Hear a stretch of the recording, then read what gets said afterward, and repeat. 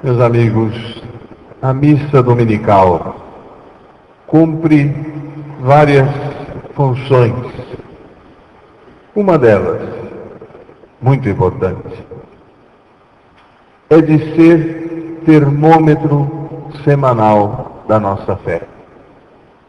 Ou seja, para que nós mesmos, à luz da palavra de Deus e pela graça de Deus, possamos perceber como vai a temperatura da nossa fé. Afinal, Jesus disse que veio trazer o fogo à terra e disse: como desejo que esse fogo arda, arder nos corações. Mas, para isso, a liturgia ajuda muitíssimo, para percebermos a temperatura da nossa fé. Como vai o sim que damos a Deus, em última análise.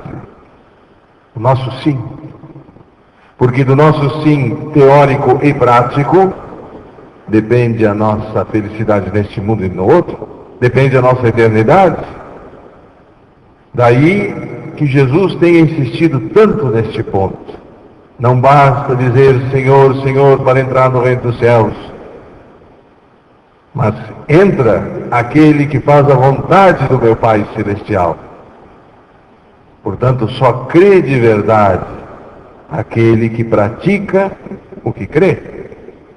O nosso sim não pode ser só teórico, tem que ser prático, com consequências diárias na nossa vida. Hoje, no Evangelho, por exemplo, Nosso Senhor coloca esta parábola dos dois filhos.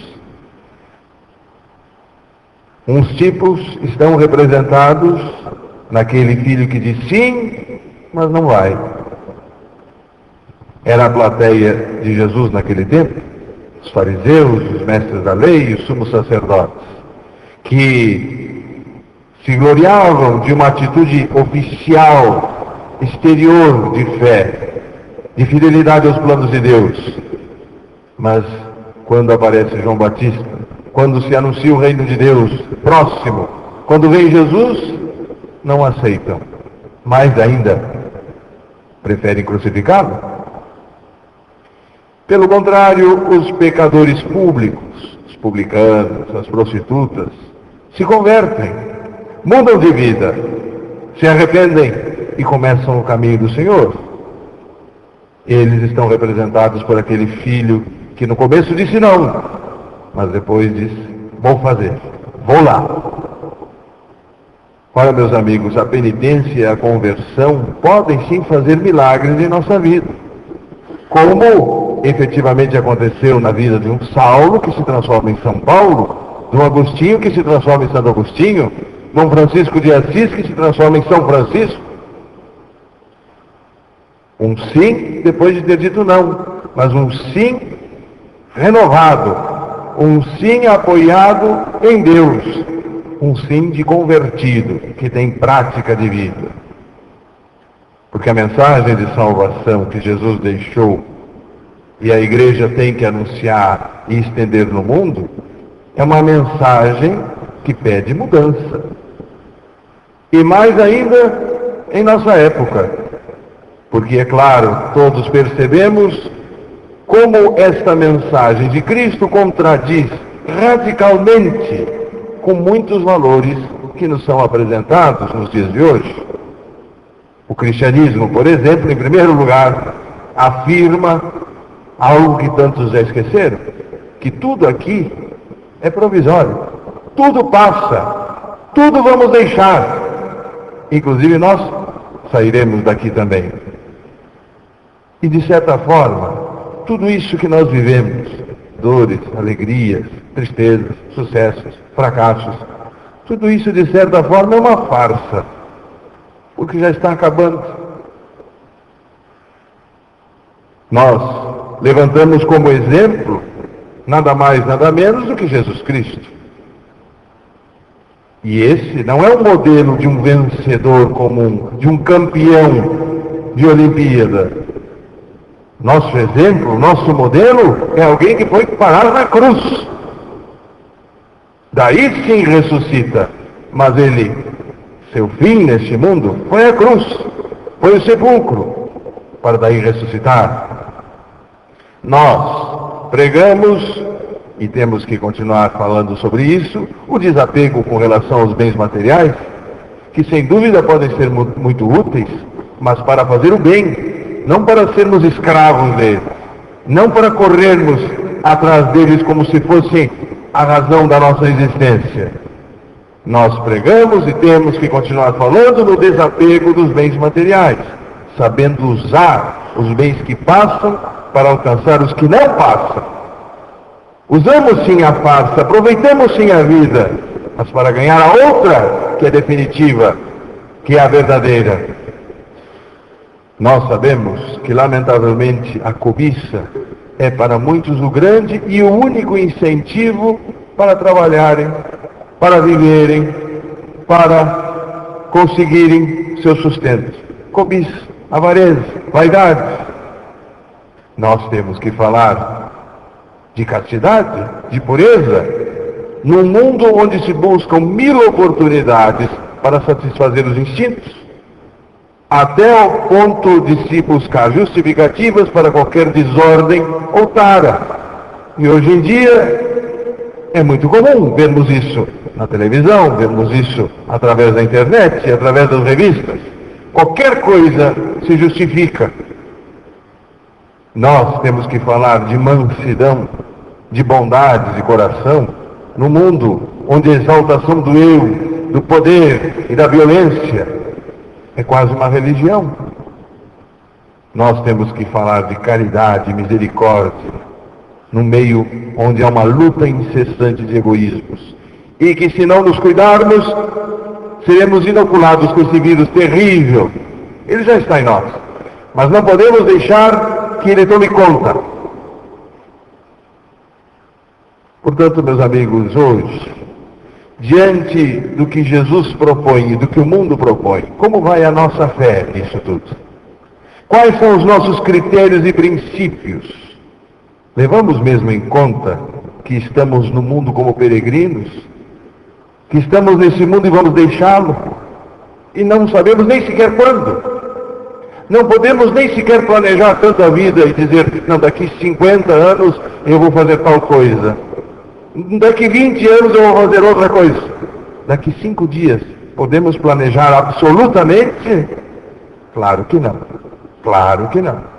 Ninguém pode adicionar um dia à sua vida. Será que temos consciência disso?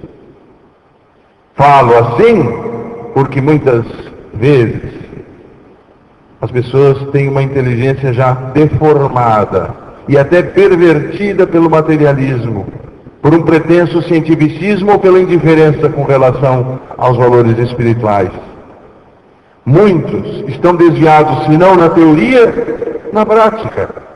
Num culto ao prazer, num culto à vaidade, no culto ao orgulho pessoal, ao amor próprio, no culto ao dinheiro, no culto ao comodismo e à novidade, fazendo do shopping center o seu templo, sobre o qual ele se inclina reverentemente. Parece que para muitos não deveria existir freio para a corrupção dos costumes e a negação de uma moral objetiva. Muitos, por isso, se rebelam contra a igreja. Muitos gostariam que a igreja se calasse, porque gostariam de escolher impunemente, sem que ninguém criticasse, o que querem acreditar e o que querem aceitar.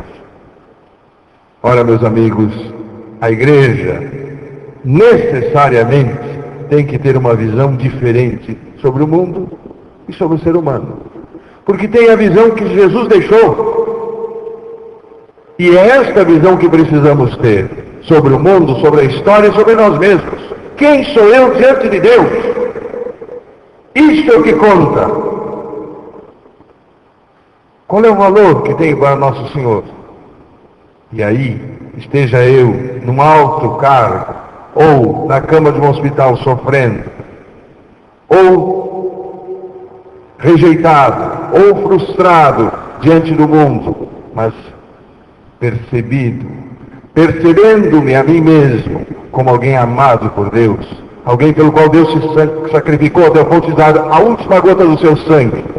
Aí a vida toma outro sentido. E eu tenho esperança. Esperança para além de tudo e de todos, até para além de mim mesmo.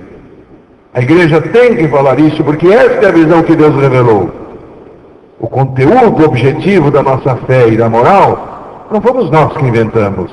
Foi Deus que deixou através dos apóstolos. Que pena que também nos dias de hoje, muitos acusem a Deus e a igreja, bem como a primeira leitura comentava há pouco. Diz o Senhor, vós andais dizendo, a conduta do Senhor não é correta. Quantos acusam a moral de errada, porque não diz aquilo que gostariam que fizesse? Ouvi, diz Deus, é a minha conduta que não é correta, ou antes é a vossa que não é correta? Será que é Deus que está errado?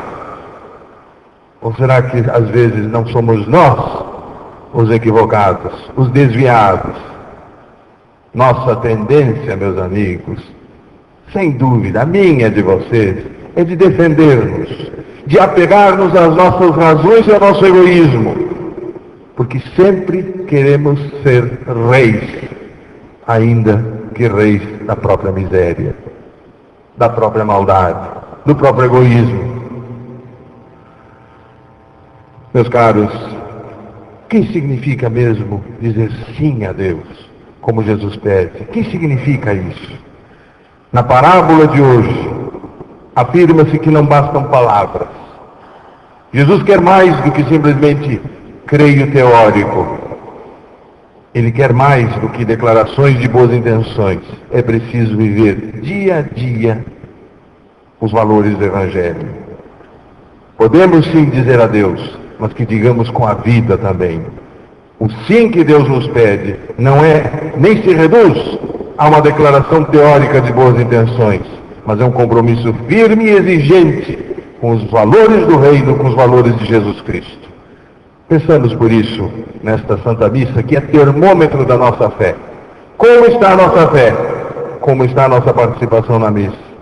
Pois peçamos a Nossa Senhora que nos faça aprender a dizer sim, como ela, que disse sim a Deus. Faça-se em mim, segundo a tua palavra. Faça-se, cumpra-se. Tomara que aprendamos de Maria, que ela nos ajude a dar um sim até as últimas consequências de hoje, de amanhã, até o último dos dias. Um sim até as últimas consequências na terra e as últimas consequências no céu. Um sim capaz de provocar nos outros um elogio a nosso respeito, dizendo: feliz és, porque acreditou.